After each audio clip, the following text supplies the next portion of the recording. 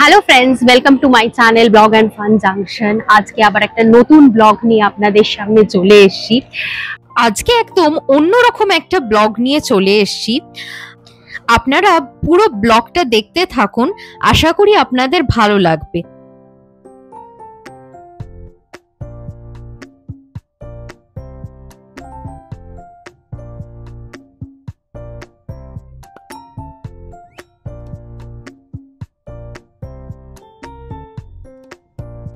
মোটামুটি অনেকজন এতক্ষণে বুঝেই গেছেন আমি কোথা দিয়ে যাচ্ছি বা কোথায় যাচ্ছি। আমি এখন ঢুকছি হচ্ছে কলকাতা এয়ারপোর্ট বা নেতাজি সুভাষচন্দ্র বোস এয়ারপোর্টের দিকে।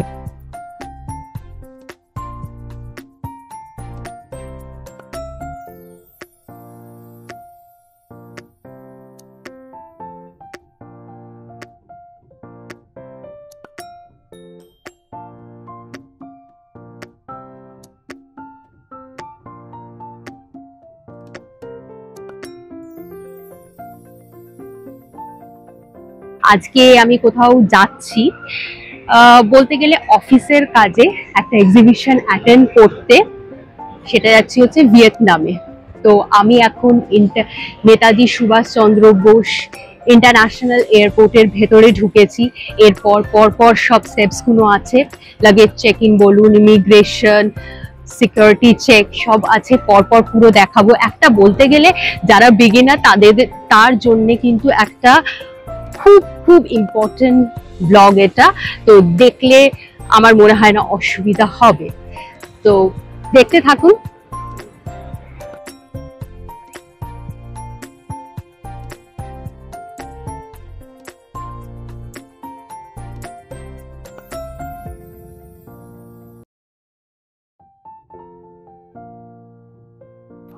এবার আমি যাচ্ছি হচ্ছে এয়ারপোর্টের ভেতরে। চলুন ওখানে গিয়েই আপনাদের সঙ্গে কথা হবে। আর পুরো পরপর যে স্টেপসগুলো আছে, একটা ইন্টারন্যাশনাল ট্রাভেল করতে গেলে নানা রকমের প্রসিডিওরের মধ্যে দিয়ে আমাদের ফলো করতে হয়। তো যারা বিগিনার্স, এটা আমার ফার্স্ট ইন্টারন্যাশনাল ট্রিপ। তো আমিও রাদার বিগিনার, এবং আমার কি ধরুন প্রবলেম বা কি প্রসিডিওর, নানা রকমের যে জিনিসগুলো যে এগুলো আমি ফেস করেছি আপনাদের সঙ্গে শেয়ার করব। সঙ্গে থাকবেন আর পুরো ভিডিওটা দেখার অনুরোধ রইল। ইন্টারন্যাশনাল এয়ারপোর্টে ঢুকে গেছি, বলতে গেলে হচ্ছে ফার্স্ট ইন্টারন্যাশনাল ফ্লাইট। তো একটু হলেও তো বেশ এক্সাইটমেন্ট, তার সঙ্গে একটা নার্ভাসনেস তো আছেই। ইন্টারন্যাশনাল এয়ারপোর্টে ঢুকে গেছি, ডেফিনেটলি নার্ভাসনেস তো একটা আছেই, মানে প্রথমবার ইন্টারন্যাশনাল ফ্লাইট, তো একটা নতুন এক্সপিরিয়েন্স। তো আমি যাচ্ছি হচ্ছে ভিয়েতনাম। এখন আমাদের ফ্লাইট হচ্ছে 8:20-তে ফ্লাইট। যেহেতু এখানে ইমিগ্রেশন আছে, নানা রকমের প্রসিডিওর আছে, তো আমি সবসময় একটা প্রেফার করি একটু তাড়াতাড়ি এসে যাওয়া, যাতে পরে লাস্ট মিনিট হ্যাসেল না হয়। তো প্রথমে চলুন আগে ব্যাগটা, লাগেজ যেটা আছে চেক ইনে দিয়ে দিই, তারপরে আপনাদের সঙ্গে কথা বলছি। ইন্ডিগোতে যাচ্ছি বলে হচ্ছে জি কাউন্টারে যাব, চলুন দেখাই। বেশ ভালোই লাইন আছে।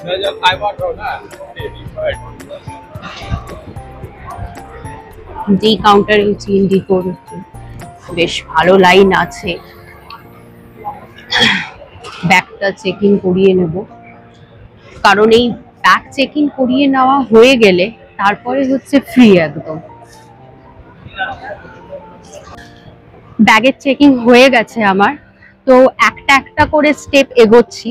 প্রথমে ইন্টারন্যাশনাল এয়ারপোর্টে ঢুকলাম, তারপরে হলো লাগেজ চেকিং হয়ে গেল।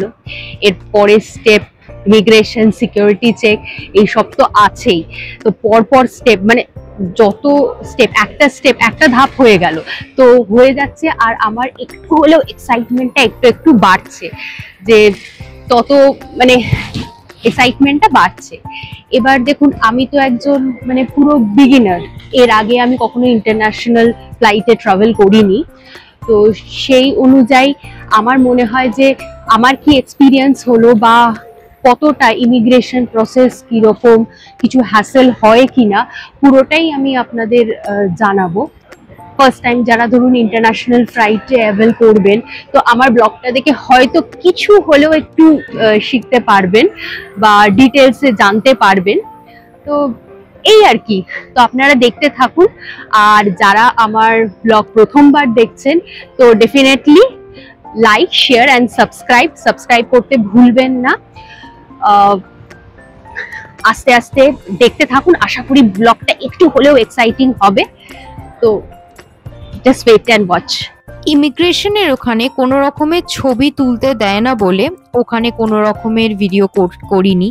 ইমিগ্রেশন আর সিকিউরিটি চেক হয়ে যাওয়ার পরেই মনে হলো যে প্রচন্ড খিদে পেয়ে গেছে। এখন মোটামুটি বলতে পারেন যে একেবারে ফ্রি।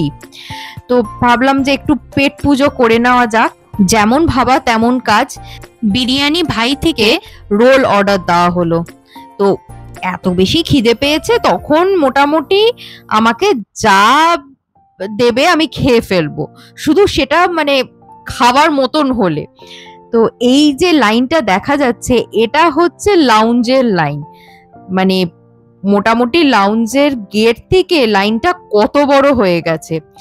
রোল চলে এসছে, আর যা খিদে পেয়েছে অপেক্ষা করা একদমই পসিবল নয়। তো আমি তো খাওয়া স্টার্ট করে দিলাম। রোলটা আমার মোটামুটি লেগেছে ওকে টাইপস, ঠিক আছে। সব ডান, সিকিউরিটি চেক, তারপরে সব কিছু ডান। ইমিগ্রেশনে এমন কিছুই জিজ্ঞাসা করেনি, টুকটাক জিজ্ঞাসা করছিল, যেহেতু আমার ফার্স্ট ইন্টারন্যাশনাল ফ্লাইট, যা করে একটুখানি বেশি কোয়েশ্চেন করে। তো টুকটাক কোয়েশ্চেন হ্যান্ডেলেবল, আমার সেরকম কিছু মনে হয়নি। সো যারা মানে বিগিনার আর কি, সেরকম কিছুই নয়, you can handle that thing. So এবার যাচ্ছি হচ্ছে security check done, immigration done, আবার কিন্তু এক্সাইটমেন্টটা বাড়ছে। এবার যাচ্ছি হচ্ছে বোর্ডিংয়ের দিকে, চলুন।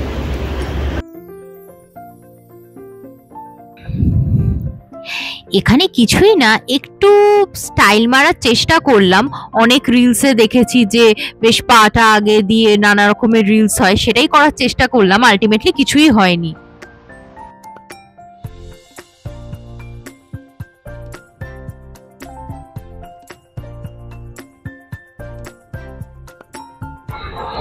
সবারই একটা ভয় থাকে যে ইমিগ্রেশনে কি হবে, কি কোয়েশ্চেন জিজ্ঞাসা করবে। আর যারা ধরুন নতুন আর কি ট্রাভেল করছে, ইন্টারন্যাশনাল ট্রাভেল, টুকটাক কোয়েশ্চেন একটু বেশি করে। যারা ধরুন ফ্রিকুয়েন্টলি ট্রাভেল করছে তাদের থেকে যারা নতুন ট্রাভেল করছে তাদের একটু কোয়েশ্চেনটা বেশি করে। এই কারণে কিচ্ছু না, জাস্ট একটু কনফিডেন্টলি আনসার দিতে হয়। যেরকম আমাকে টুকটাক কোয়েশ্চেন করেছে যে কোথায় যাচ্ছি আমি, কিসের জন্য যাচ্ছি। আবার এটাও জিজ্ঞাসা করেছে যে কার সঙ্গে আমি ট্রাভেল করছি। যখন আমি বললাম যে না আমি সোলো ট্রাভেল করছি, তাতে আরো কোয়েশ্চেন, প্রথম ইন্টারন্যাশনাল ফ্লাইট, সোলো ট্রাভেল। আচ্ছা হ্যাঁ আমি এরকম ট্রাভেল করি, মানে আপনার যা মনে হবে সেই অনুযায়ী কিন্তু কনফিডেন্টলি আনসার দিতে হবে। আমি বলি যে হ্যাঁ আমি সোলো ট্রাভেল করি, ব্লগ করি। তো সেই অনুযায়ী আর কি উনি দেখতেও চাইলেন যে কি ভিডিও আছে, দেখাও, এমন কিছু ভিডিও করনি তো। আচ্ছা হ্যাঁ ডেফিনেটলি, আপনি আমার ফোনটা দেখুন কি ভিডিও আছে, যদি আপনার মনে হয় যে কোনোটাতে আর কি ডিলিট করার মতন আছে আপনি করে দিন, প্রবলেম। তো সেরকম কিছু আমি ভিডিও করিনি, তো আমার কোনো ভিডিওই ডিলিট করতে হয়নি। তো চিল, সেরকম কিচ্ছু হয়নি। তারপরে স্ট্যাম্প মেরে দিল। আমার কিন্তু এখন এক্সাইটমেন্টটা বাড়তে বাড়তে এখন মোটামুটি তুঙ্গে উঠে গেছে। এরপরেই হচ্ছে আমাদের চলে যাব বোর্ডিং এ, তারপরেই টু ভিয়েতনাম। বোর্ডিং স্টার্ট হয়ে গেছে। আমাদের করেছে হচ্ছে গেট নাম্বার 8 দিয়ে আমরা ঢুকছি। সো অল ডান, এবার আমরা যাচ্ছি হচ্ছে ফ্লাইটে।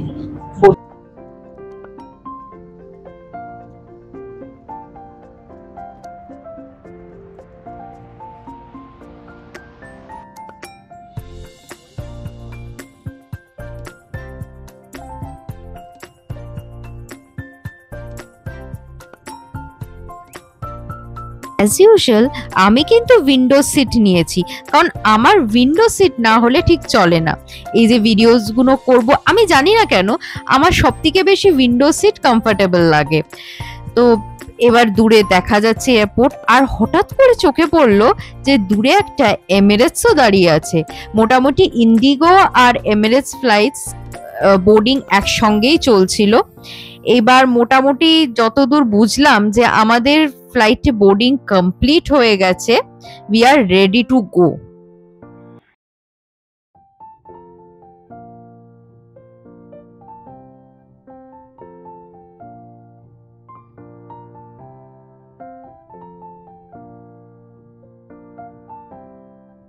আমাদের ফ্লাইট আস্তে আস্তে মুভ করতে শুরু করলো, কিন্তু হঠাৎ করে একটা জায়গায় গিয়ে একদম স্ট্যান্ড স্টিল হয়ে গেল, আর মুভ করছে না। চোখে পড়লো যে একটা ফ্লাইট ল্যান্ড করছে বলে কলকাতা এয়ারপোর্টে, তাই জন্য আমাদের ফ্লাইটটাকে দাঁড় করিয়ে মিন্স ওয়েটিং এ রাখা হয়েছিল।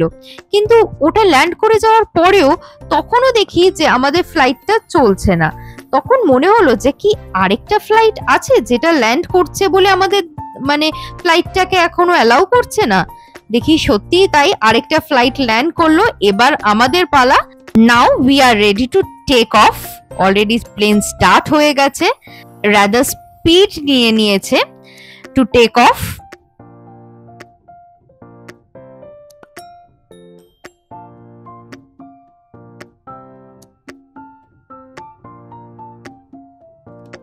By bye Kolkata for 7 days। আবার 7 দিন পরে কলকাতা, আমার প্রিয় কলকাতার সঙ্গে দেখা হবে। এই উইন্ডো সিটে বসার একটাই রিজন, এই যে সুন্দর দৃশ্যটা দেখা যায় এই চতুর্দিকে, মানে প্লেন থেকে যে এই চতুর্দিকে একটা আলো ঝলমলে কলকাতাকে দেখা যায়, বা কোনো সিটিতেই যখন প্লেন থেকে ল্যান্ডিং এর সময় বা টেক অফের সময় দেখা যায়, এই জিনিসটা আমি না মিস করতে চাই না। সবসময় ওই জন্য আমি উইন্ডো সিটই প্রেফার করি। আর একটা ইনফরমেশন দিয়ে দিই, যারা ধরুন নতুন ট্রাভেলার, তো ইন্টারন্যাশনাল ফ্লাইট বোর্ড করার সময় চেক ইন লাগেজ কিন্তু 30 কেজি অ্যালাওয়েন্স থাকে, আর ক্যাবিন লাগেজের জন্য 7 কেজি।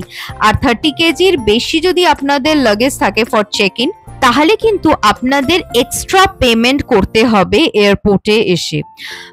লাগেজ চেক করার পর ধরুন দেখালো যে এমনকি যদি 1 কেজিও বেশি থাকে, 30 থেকে যদি 31 কেজি হয়, তাহলেও কিন্তু পেমেন্ট করতে হবে। যদি আপনাদের মনে হয় যে আপনাদের লাগেজ বেশি হবে, তো যখন বুক করা হচ্ছে তখনই আপনারা কিন্তু অ্যাডিশনাল লাগেজের জন্য দুটো লাগেজ বা 5 কেজি 10 কেজি এরকম ভাবে স্লট থাকে, সেটা বুক করে নিতেই পারেন। দেখুন কি সুন্দর লাগছে আমার প্রিয় কলকাতাকে, রাদা তিলোত্তমা কলকাতাকে।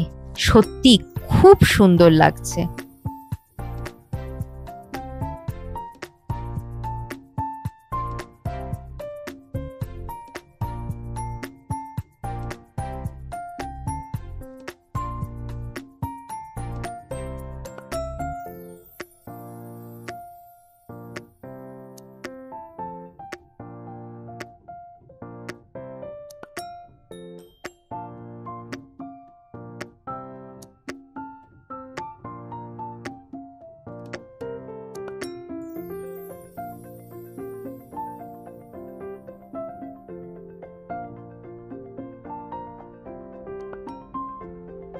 আমি যে টিকিটটা বুক করেছিলাম তার সঙ্গে কিন্তু মিল একটা স্ন্যাক্স টাইপের ফ্রি ছিল।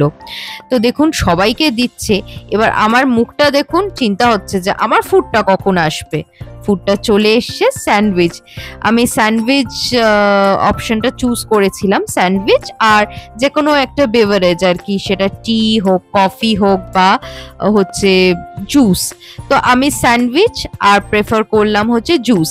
আমি চিকেন স্যান্ডউইচ, মানে ওদের ননভেজ স্যান্ডউইচ, তো চিকেন স্যান্ডউইচ অর্ডার করেছিলাম, মানে রাদার চুজ করেছিলাম, যেটা আমার টিকিটের সঙ্গে ফ্রি ছিল। তো দেখি টেস্ট করে কেমন। আর অপশন দিচ্ছিল যে চা কফি না জুস, তো আমি তো ফ্রুট জুসই নিয়েছি, কারণ চা কফি আমি খাই না বলে।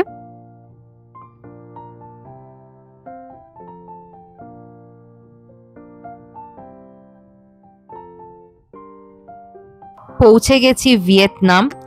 তো ওখানেও আবার ইমিগ্রেশন হয়েছে, তো ইমিগ্রেশনের ফটো তো ডেফিনেটলি তুলতে পারিনি। এবার যাচ্ছি হচ্ছে হোটেলের দিকে। বেশ অনেক রাত্রির হয়ে গেছে। যখন গিয়ে পৌঁছানো হলো তখন ভিয়েতনামে টাইম অলরেডি 1:40 রাত্রির। তো বেশি ভিডিও করতে পারিনি। হোটেলে চেক ইনের পর ভাবলাম একেবারে রুম ট্যুরটা করিয়ে দিই। বেশ ছিমছাম হোটেলটা, বেড,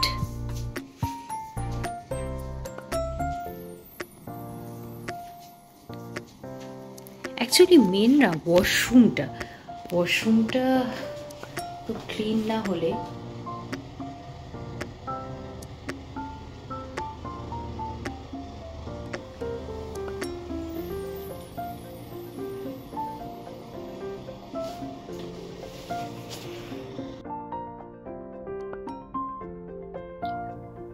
হ্যালো, গুড মর্নিং।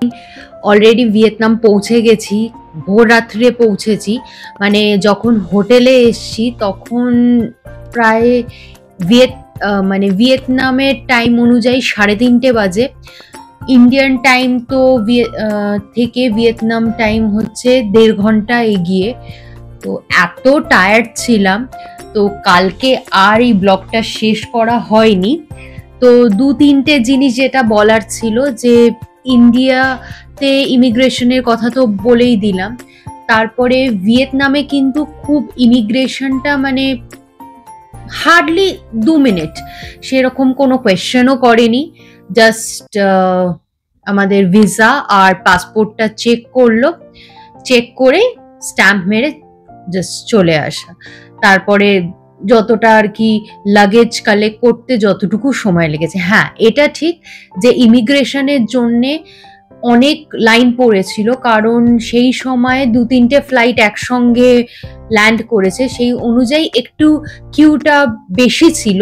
ওই জন্যেই, নাহলে যদি কিউ কম থাকতো খুব বেশি টাইম লাগতো না। ওই লাইনের জন্য একটুখানি টাইম লেগেছে, তাও 15 to 20 মিনিটস। তো বলতে গেলে বেশ রিল্যাক্সড। তো আমার যেহেতু এটা ফার্স্ট ইন্টারন্যাশনাল ট্যুর, সেই অনুযায়ী কিন্তু বেশ স্মুথলি সব হয়েছে। তো আজকে হচ্ছে ভিয়েতনামে ফার্স্ট ডে। দেখতে থাকুন, আরো খুব তাড়াতাড়ি আরো ব্লগ আসছে। তো আমার ব্লগটা যদি ভালো লেগে থাকে please like, share and subscribe. আর যারা আমার চ্যানেলে নতুন দেখছেন ডেফিনেটলি সাবস্ক্রাইব করে দেবেন। আপনাদের একটা লাইক এবং একটা সাবস্ক্রাইব কিন্তু আমার ইন্সপিরেশন। Thank you.